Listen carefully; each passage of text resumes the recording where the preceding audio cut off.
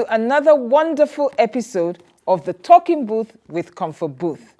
I've missed you all, and I just want to say, una dey bust my brain, oh, I hope I got it right. We've got your comments from our last episode, and I'm very excited by the positive responses. So thank you. Today we're going to have a lot more fun as we have incredible guests who are willing to share their stories, advice, and nuggets with us. With that, I say, let's get to work. But you know how we do it. Let's go on a quick break, and when we get back, we'll dive straight into the business of the day.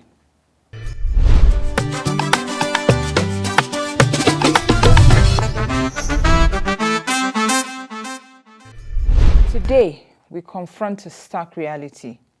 Hurt children become caged children and often become broken adults. Their painful experiences can linger, affecting not only their own lives, but also the lives of those around them and their children. As parents, our duty is to protect, love, and guide our children. Yet the absence of a father can leave a profound effect. While mothers form a deep connection from the womb, fathers must find ways to connect with their children on a different level. But what happens when the father isn't available or doesn't put effort into being present in the lives of those children? Research by a group of pediatric associations have discovered the power of positive father involvement.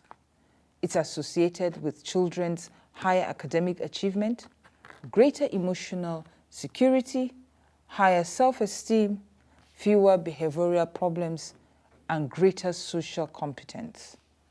A caring, involved father can make all the difference. Today, we explore the crucial role fathers play in their children's lives and how their presence can break the circle of brokenness. With me in the studio to discuss this sensitive topic is Professor Andrew Zamani, that I met in secondary school, and you'll understand why he's on the set today. Thank you so much, sir, for doing this. My pleasure. My pleasure. You understand what I mean, sir, so we really, really thank you. Yeah. Professor Zamani is a psychologist and a lecturer at the Nasarawa State University. So not only is Abuja lucky to have him, so is Nasarawa State. Welcome, sir. Thank you. And to my left is Mr. Paul Cast. I like the name. You know, it's kind of like my name, Comfort Booth. You know, I like to hear the story behind it. You want to hear it now? No. But he's a creative director, an author, a producer, and generally an advocate for men's all-round wellness. He also has started something he calls the Heroes Network. I love it, which is focused on men being men. Nothing else, just men being men and imbibing the values that we have known from time immemorial. Welcome to the show, The Talking Booth, with me. Thank you so much. So diving straight into it, this topic is a bit... okay, I have some nerves, so we're just going to take this thing, I guess, step by step. And I'll start with Professor Zamani. I met you in secondary school. Yeah. When I was very skinny, gangly, stubborn, and trying to learn. But there was something that you saw. And that's why we formed a connection in the 80s, and it has run all the way now. Would you like to share, sir? Because I really don't know. Well, thank you, Comfort. Many years ago, I believe completely beyond 20 years. Yes. Beyond 30 years, Yes, right? sir. Beyond 30 years. Oh, no. I was a teacher at Baptist High School, Jos. And in that capacity, I played several roles. I was a housemaster. And so I took care of a set of boys in a hostel and made sure that I discharged guardianship on them. I was also health master. Made sure that I monitored our students or pupils, as the case may be, and ensured that they were fine, they were well, and if there were indications of fever or unwellness, I would connect with the school nurse or take them to hospital in town. Yeah. At that time, Evangel Hospital, I think, was our main place. Yes. Because we didn't want our students to be treated by just anybody. But I was also the school counselor, given my background in psychology. At that time, it was not a very popular notion to have a school counselor. What they had was guidance counselor, and the idea was, look, we have somebody who will do career guidance for our students to enable them choose courses and become the best of what they ought to be in the near future. I came in with a slightly different orientation, because I was not an educationist, I was a psychologist. So what I was offering the student was psychological counseling and not guidance counseling. Correct. Comfort, I would think that maybe that was why you got close. I don't know. Because I was not about career. I was about the emotions and behaviors of students. Correct. I remember that in the house that I had oversight, many of my students loved to, invade my space in the evenings, to stay with me and to talk with me and so on and so forth. And so that validated my orientation in the school. And so whenever I came out and was in my office, it was very easy for students to just come and see me and to talk about whatever they had in mind to talk about. And I remember that you were one of the first people to detect that.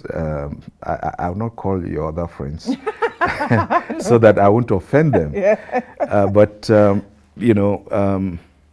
Comfort shows up, and she begins to tell me about herself. She begins to tell me about her family, her friends, her family, her father, her mother, and the things that she hoped for and the things that upset her. And at that point, it was just very, very necessary to deploy empathy and begin to respond to her needs. I just saw a traumatized child in Comfort at that time. And I felt that we needed to respond to her in a manner that will make her the best of what she ought to be. Comfort, I'm proud to see you. Thank you so much, sir. Yeah. It's part of, interestingly, it's a seed, as you said, that was sown 30 years ago. Yeah. And it's taken me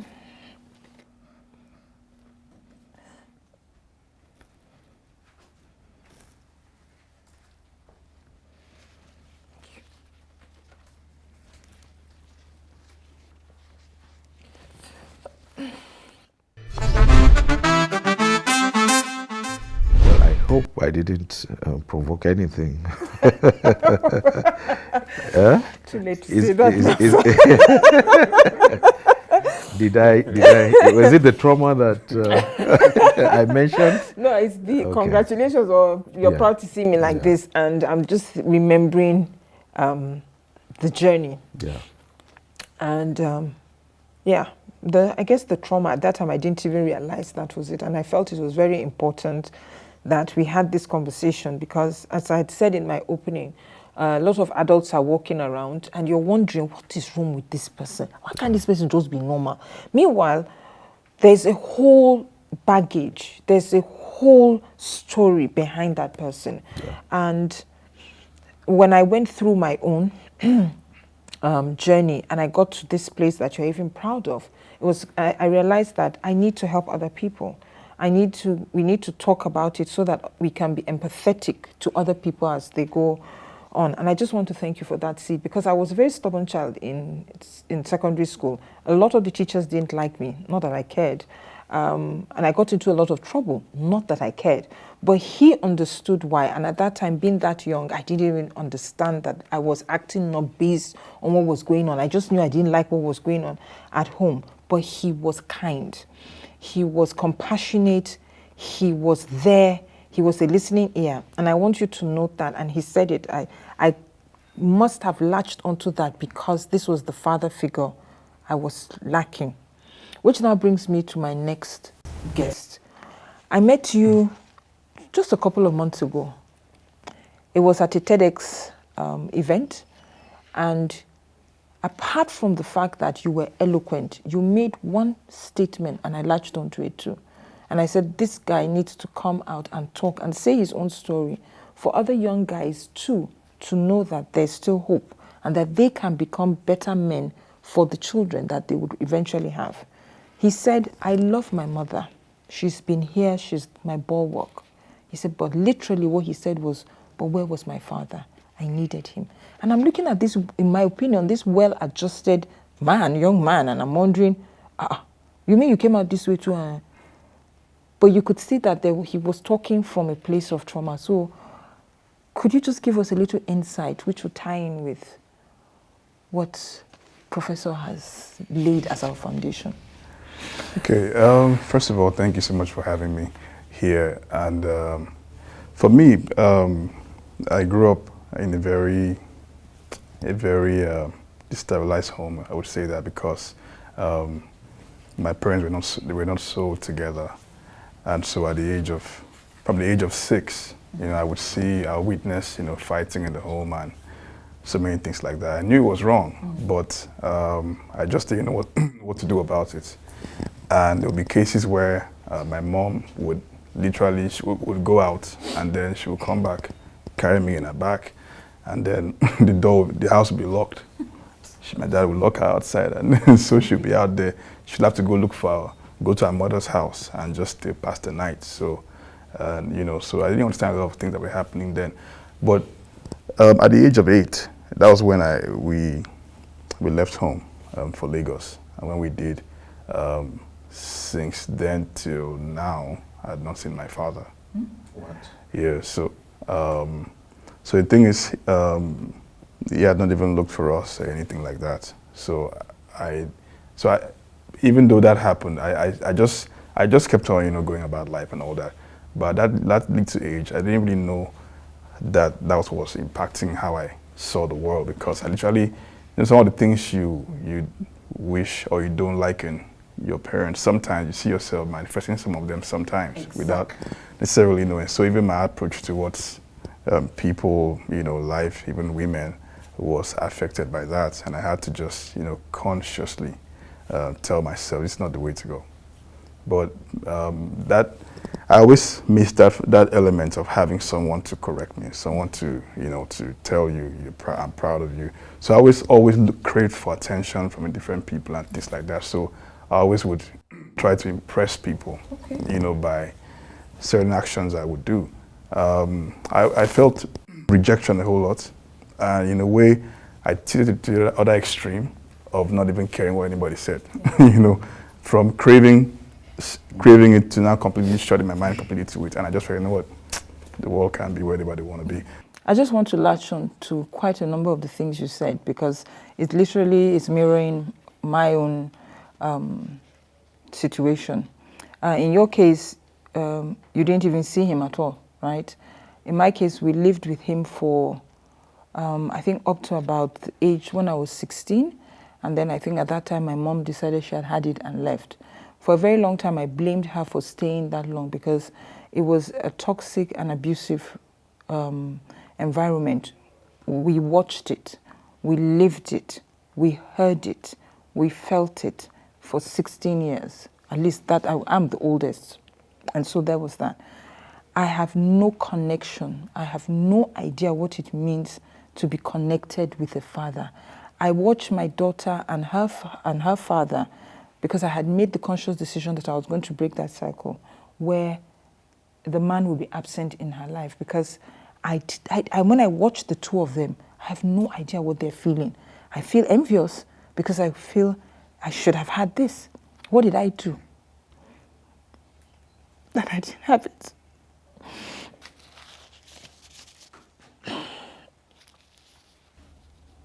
Yeah, you know, sometimes the things that go wrong in our lives are not because we've done anything wrong. It is possible that your father himself had a very toxic background. And of course, you can't give what you don't have. Yes. He probably did not realize it, maybe because the culture, you know, brought him up in a particular way. Be a man, don't cry, don't complain. You know, your lot is suffering. And if you're able to pull through, then you are a man. Okay? And then the other emphasis is about, you know, the place of women in society. This is who a woman is, and this is the way she should be treated. And so he grows up with an expectation that a woman is second-class citizen, all right? A woman is to be seen and not heard. And what probably would have made it worse was your mother's pedigree, her background. Yes. Her mother is an elite, a core professional. So much as he probably would have been attracted by those things that he saw in her, to the extent of saying, look, I want to marry you, live the rest of my life with you, I think that Papa could not take what education does to people. Yeah. Education liberates the mind. Education gives you independence. Choices. Independence to make choices and to also live your life. So if there was a kind of engagement, enlightened engagement from your mother, which was antithetical to the way he was brought up, then you know that there will always be trouble. And I think there was trouble. I think there was trouble. Oh, there was. Yeah, I think there was trouble. Lived it. We experienced it now. A daughter's first contact with any man that she's going to ever be with is her father. And if a girl, and I'm using myself as the example here, is totally disconnected from a relationship with her father, the way it showed up for me was, as you said, what you knew. I love how you put it. You said the very thing they did that you didn't like was what you now started manifesting. I didn't even realize that. And so, and I can't blame the people, I guess, who reacted to me, because how were they to know? I didn't even know. I was angry. I don't even think I've still gotten over my anger issues. When I mean angry, I was angry. I would lash out at anybody at any time, anything, and you said it. At a point, I didn't care. I really didn't care. I would lash out. I would burn the bridges. I'd say to hell, I don't have to talk to you. I don't have to deal with you. And where did that come from? It came from my background. I mean, I was discarded, so I can use and discard people too.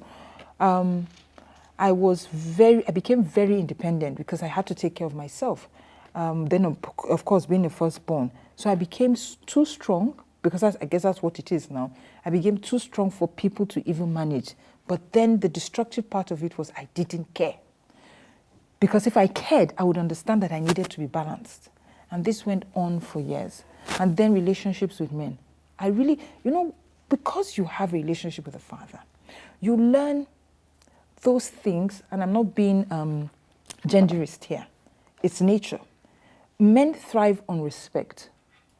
That's their love language. That's what they understand. That's what makes a man feel as a man, because you respect.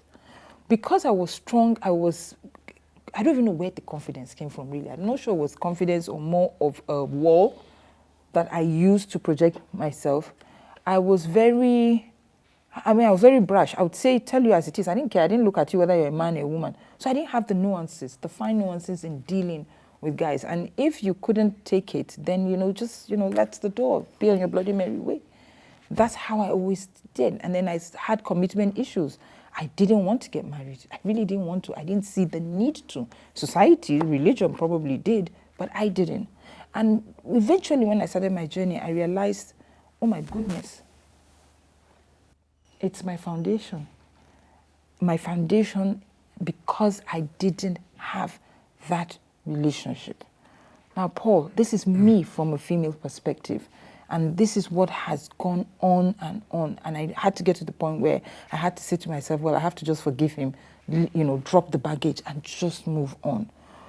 Have you gotten to that point? And how did it affect you as a guy now? That's a very good question. I think it's been a journey, like you mentioned, also a battle as well. Okay. For me, I realized the need to, I think that was in 2010. Okay. I had become so intense because I wasn't able to keep relationships, with people and all of that. As a result, I came to a point where I realized that often we are affected by the stories we tell ourselves. Okay. And though someone may have been instrumental in affecting us at this stage, however, how my life is going to be henceforth, it depends on my own personal choices and decisions. Correct. And though people might see me, they may not necessarily know that it's my background that's causing whatever I'm doing. And so I would need to, and I knew I would need it to be a battle for me, and I would need to actually have to be at it every single day. Okay. So the very first thing I did was I had to literally meet some men I admired, because I didn't know what a family looked like. I didn't understand the idea of people, children being around their parents. For me, my dad came back from work, we all ran into our rooms or ran somewhere, just start running everywhere. But I knew that could not be it. Okay. And if I was going the way I was going, I would end up like him. Yeah. I had to tell that hard truth to myself that, the way I was going wasn't going to end well.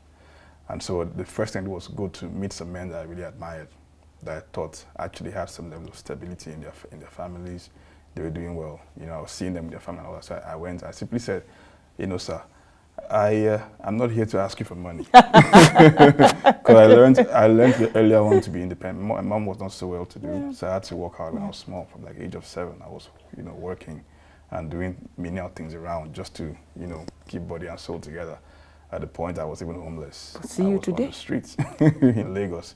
So I knew that I didn't want that same story for my children. Okay. And I didn't have to wait until I have them before I could do something about it. So I went to some men, I was like, please, I want to just be around you. Mm. Just listen to what you listen to. Maybe recommend things for me too. Cause I knew that my mind needed to be worked on. Mm-hmm. And so, I don't mind coming to wash your car, wash your clothes, do menial things for you, I don't mind. But let me just have that opportunity of having my mind being exposed to a new reality. Because in a way, you really can't give what you don't have. Yeah. If the only picture you had was chaos, you don't know how to bring peace or some level of calmness anywhere. So that was a very tough journey. Some of the men did not have time. They would tell you, I don't know how it's going to work. And so I knew it wasn't working. But I still kept on trying, meeting some other people as well. So some of the things that really helped me was, for instance, the church I would, talk to some of the men I admired there, and then I would get invited. I would just go to their homes, we'll sit around, and I would ask them tough questions, how do you navigate this and that? And so some of the things they spoke to me about took me a long time to realize or to imbibe, and sometimes I would still end up back where I started. Yeah. But it was always a back and forth, rigmarole of experiences back and forth. So sorry, sir.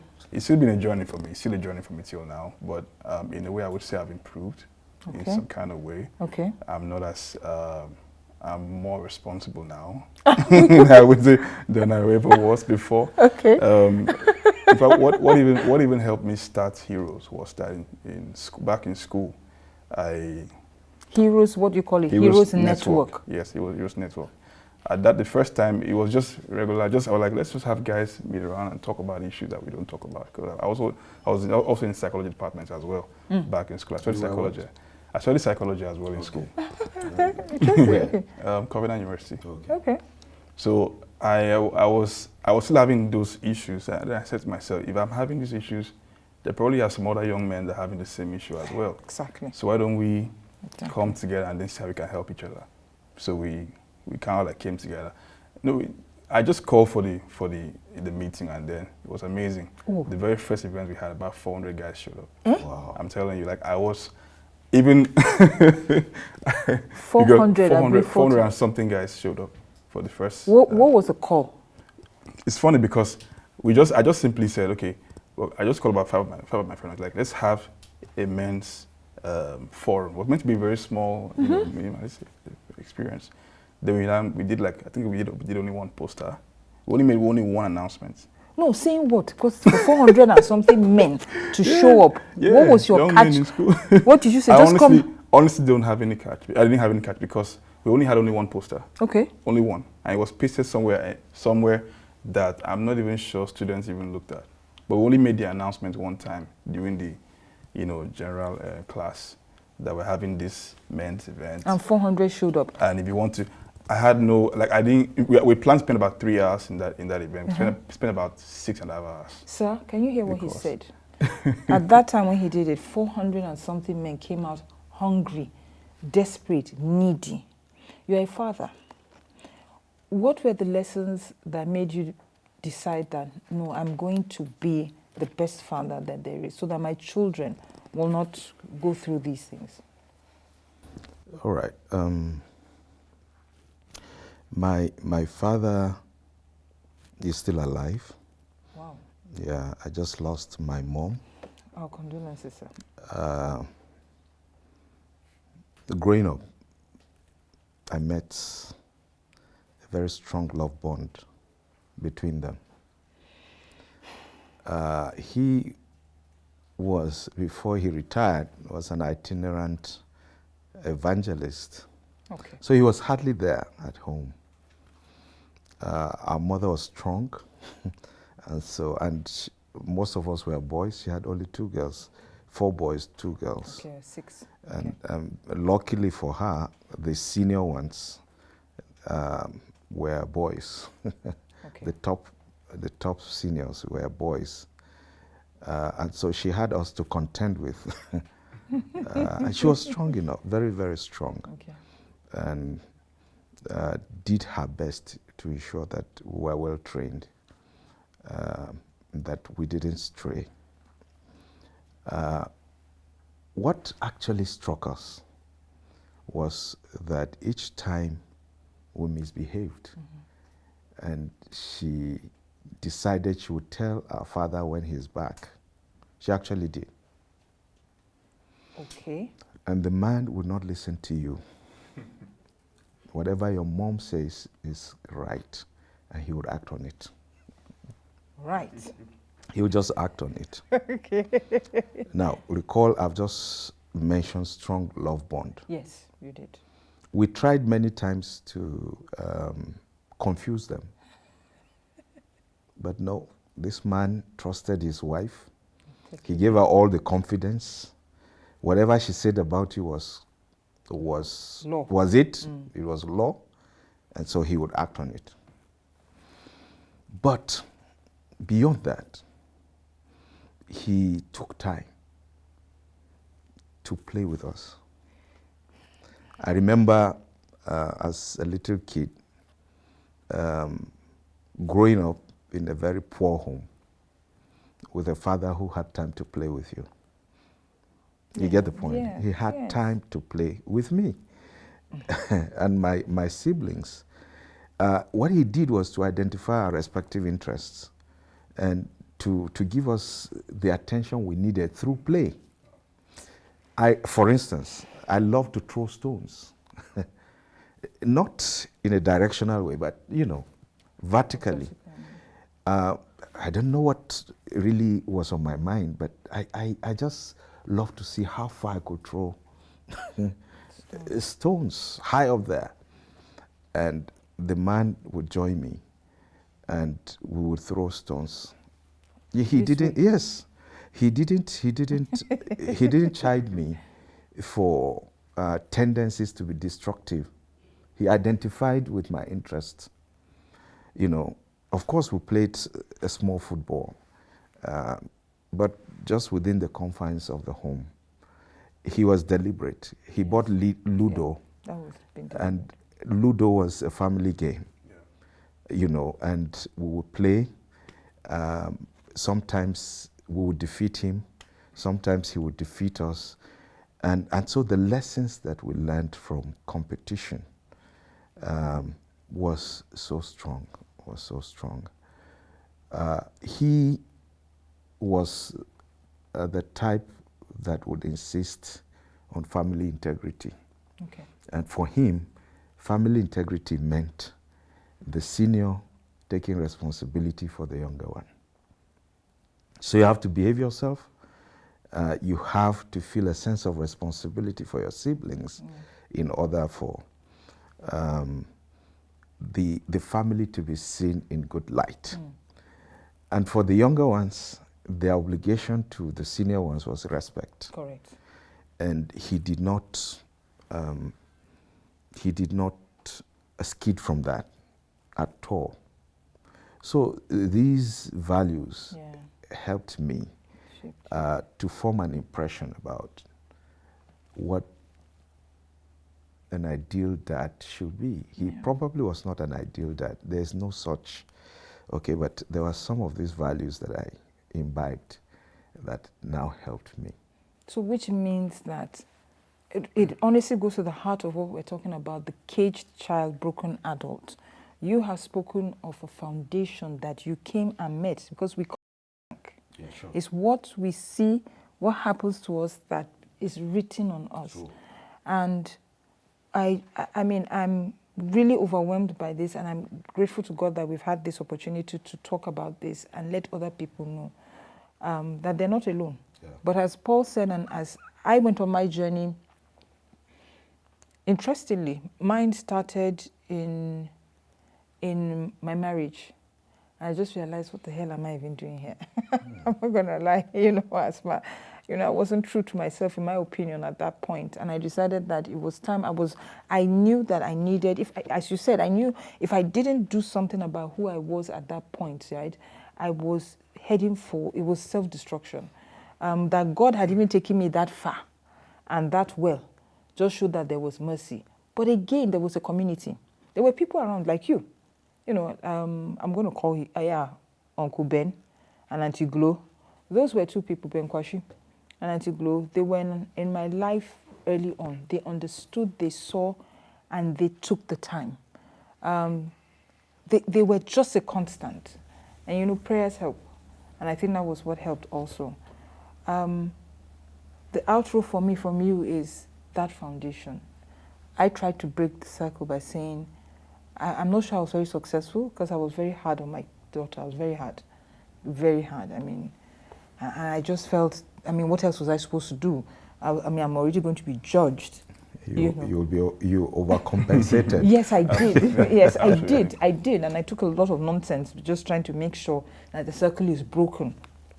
But I think in the long run, I'm happy that I did, at least. As I said, when I see her with him, I'm like, oh, okay, at least somebody has the better end of that stick.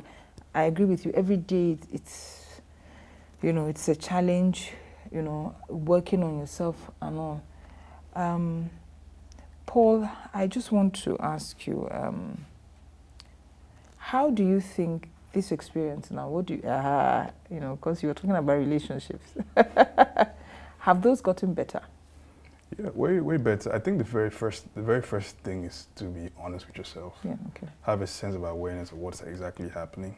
And then once you're honest with yourself, you can now be able to tell which areas you need to work on. A lot of times we don't tell ourselves the truth. Correct. And we also, like you mentioned about the community, I think who you hang around determines in a way what comes out of you. Yeah. And a lot of times, at a point, I had to just say to myself, I need a better community around me. Correct. I need friends who were going somewhere. People who were not just talking about, just the blinks, the all of those, but people who could think about values. Because in my little study, I realized that, father absence impacted children in enormous ways that we could ever imagine. And like Professor actually rightly said, most men actually did not have that exposure.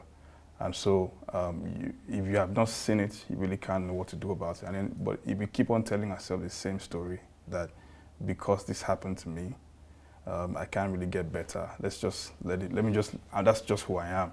And I'm one person that I'm always careful about labeling. Like, if you say, this is who I am, this is my personality and all those things. Okay, sorry, I did it. It's a lot. Yeah, because I feel like, we as people, God gave us the ability to actually reinvent ourselves, to be able to say no to certain things, to make a choice. I think the most powerful element I got to realize was that I actually had a choice. Yes. I can choose, irrespective of what my foundation was, what my background was. I could actually make a decision and make a choice. It might be difficult. It might be harder for me. It might be tough for me more than other people actually had it easier based on being in an environment that was more stable. But I needed to, it's something I needed to do for myself. So Nobody would do it for me, and no amount of excuse I make to myself would change anything. So what I wanted to say here, sir, is, we took responsibility after a while. And as a psychologist, you made a point. You said at that time, it wasn't a field that people were really interested in, and you kept at it. Now that you're at it,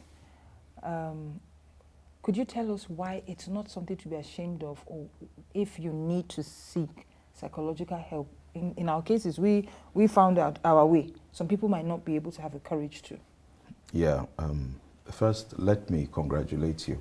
Thank you, sir. For the courage to come out and to talk about yourself and your life, and Paul too. Thank you. Not many people do that. First, because they fear stigma. Secondly, because they don't want to take their families out.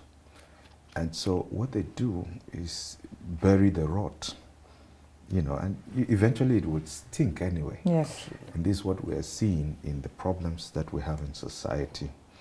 Very many children are abandoned by their fathers, let me just put it. Yes. Because the Almajiri syndrome, for instance, yes, is a sheer indication of somebody a man who is irresponsible for his child. Now, I'm very careful not to make it a religious issue, because that's what many people would interpret my comment as. But it's not. It is not. It is not.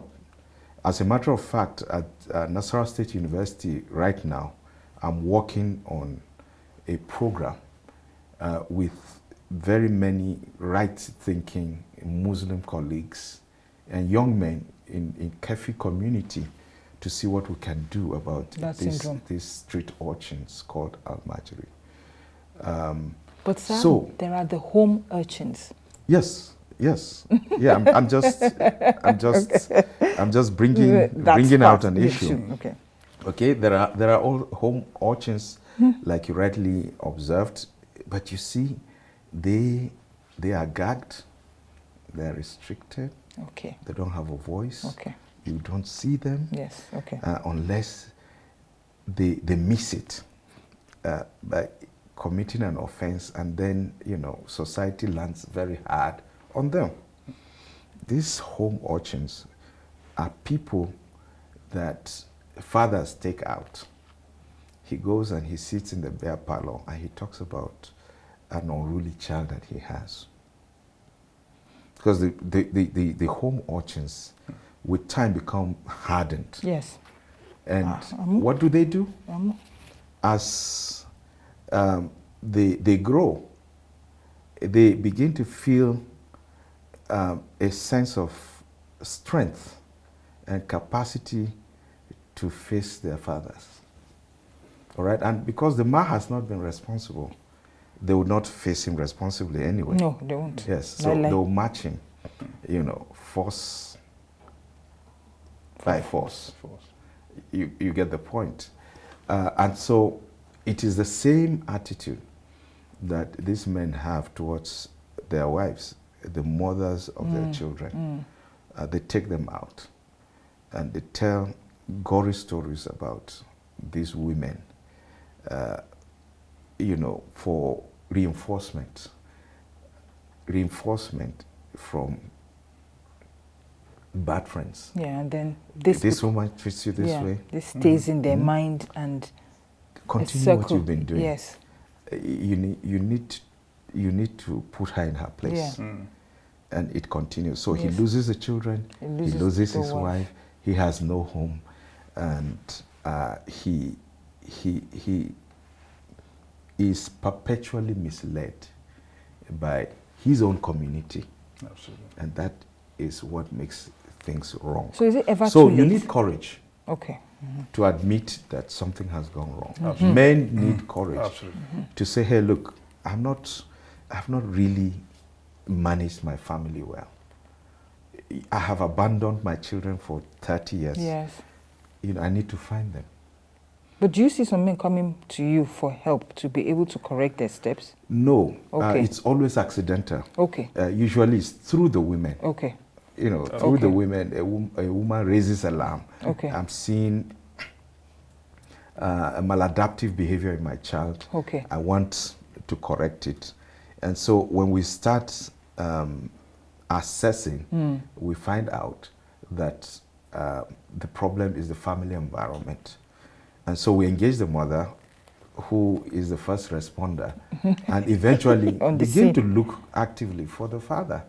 So when eventually they own up, when they agree to come, some of them see with us what we have observed. As we've said, the talking booth is a conversation starter. We can't, delve down as much as we would want to into this conversation, and hopefully this conversation will continue online. But you're here in Abuja. If anybody reaches out and they do want to start the process, so Professor Andrew Zamani, he's open to that podcast. In your final words, just tell us why the Heroes Network, what's it about, just in your closing words. Okay, Heroes Network is an avenue where men come together and they were taught, were groomed to be men who would model the right foundation to our families. We emphasize that a man is first of all a person before he is a father, before he's any role that he takes on, because a lot of times some men are so focused on the role that they don't actually feed who they are. And when you don't feed who you are, you really give up a place of emptiness and dryness. Okay. And so, but when you are refueled, you are going to be aware of who you are as an individual. Then you are able to be well in the best state to be able to feed what you're responsible for. And so we have an avenue where we've seen incredible things happen, incredible things. We've seen men come out of drugs, drug addictions, and all kinds of things. Men take on responsibilities. Men literally look forward to seeing their children again. People who had left their homes go back to see. Well done. We see incredible, we see some men crying when we're having our sessions. Yeah, it happens. It happens. I like the way you put it, men crying, so that you people are in touch with your emotions, you can cry now. At the point, almost every single, because usually we have it on camera or something, but we have to cut the cameras. Yes, so that and let everybody men be can expressive. express themselves. Usually when we have a session, we don't allow a lady around intentionally because we feel when you have a one woman there, it changes the whole atmosphere. Men will just, I think the first session we had men down in the gallery as well. So someone came up like, there's a lady in the room. Someone came and told me that. There's a lady in the room. I said, wow. I went to her. I said, yes, why I'm sorry, this is actually men's forum. She said, so should I go? Yes. No, like really? Okay. So we actually encourage community for men. We encourage men to actually belong to healthy communities. Honestly, well done. Well yes, done. absolutely, I think it's something that you really need to be emulated about. So I'm sure people are hearing, and if they need your contacts, we'll definitely do the connection. So, absolutely. Professor Zamani, in your closing words, take it that two of us came to you. What would you say to us? I just say, well done. Keep it up. Keep it up. Don't shy away. Thank you. From the reality of the of broken minds. Don't shy away from that. Keep excavating what the issues that belie human trauma experiences.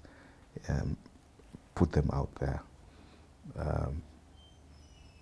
There will be first responders. I like that. There will be people who need help. Yes, they will. Who will get the help that they need. Amen. Yeah, and the society will always be better for it. What it ought to be. I really don't want this to end, but I just want to say a huge thank you. You've been watching. I'll see you after the break. Caged child, broken adult. I was a caged child and a broken adult, but I'm glad that I realized it. We need to release that child so that the adult can be full. I pray that you get the courage that Paul and I have had to be able to do that journey to self, to bring back a healed human being. Thank you so much for being in the studio. A pleasure. And as a Nigerian, you can't come to my house. We'll be talking, we'll be crying together, and I will not at least give you something to remember today. Okay, so we do this, is our tradition on the show. And it's just a little something, just saying that this is a talking book. Thank you very much. And I was here. I was here. Yes, so thank you, Paul. Thanks. And Paul, you are not left out, of course. Thank you. Yeah, so this is when you go to the Heroes network, you can tell them, yes, I was here and I represented you people well. Definitely. Thank you so much. And Thank if you we so much. need you, Thank we'll you. call you again. Is that okay? Definitely. Fantastic. And so with that, we come to the end of this segment. I will see you right after the break. Welcome back, guys. I hope you have enjoyed the show so far. But it's that time that CB says, CB says, reach out to that parent who hurt you and go and have some fun. For those whose parents are no more, write a letter to the parent who hurt you, detailing how they did it and how you've decided to forgive them. And if you're not on talking terms with them, send them a message telling them how you feel. And then let's hear from you in the next episode. We have come to the end of this episode of the Talking Booth with Comfort Booth. Okay, I need to shake this off. Okay, we appreciate the love. Thank you for tuning in, and we cannot wait to see you on the next episode. Please, do I have to kneel down? Follow us on all our social media platforms and make sure to leave a comment telling us what you enjoyed and some constructive criticism about the show. Till I see you next week, do take care.